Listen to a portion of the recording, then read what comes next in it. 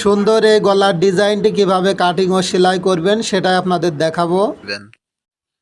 তো বক্রমটা হচ্ছে দুই ভাঁজে সমান করে ভাঁজ করে নিতে হবে। গলার লম্বা দিতে হবে এখানে 7 ইঞ্চি, আড়ের মাপটা দিতে হবে 3.25 ইঞ্চি। তো এটা হচ্ছে 40, 42, 44 এবং 46 বডি হলে এই মাপে গলার লম্বা 7 ইঞ্চি এবং আড়ে 15 ইঞ্চি। তো এইভাবে চার কোণা একটা বক্স তৈরি করে নিতে হবে। তো এইভাবে যখন বক্সটা তৈরি হয়ে যাবে, তো এখন হচ্ছে গলার ডিজাইন করার জন্য নিচ থেকে 1.5 ইঞ্চি, এখানে হচ্ছে 1 ইঞ্চিতে একটি চিহ্ন করে নেবেন। তো এখন একটা স্কেল দিয়ে এভাবে দাগ টেনে নিতে হবে।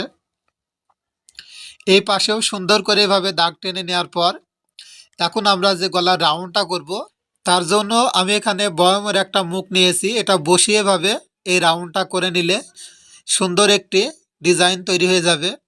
তো এখন বাড়তি বক্রম নিতে হবে 1 ইঞ্চি পরিমাণ, এভাবে ডট ডট দিয়ে দাগ করে নেবেন। তো এখন হচ্ছে এই গলার ডিজাইনটা কেটে নিলে সুন্দর একটি গলার ডিজাইন তৈরি হয়ে যাবে। তো ভিউয়ার্স, এই ভিডিওটি যদি পরবর্তীতে দেখতে চান অবশ্যই আপনার ফেসবুক আইডিতে শেয়ার করে রাখবেন, লাইক কমেন্ট শেয়ার করবেন।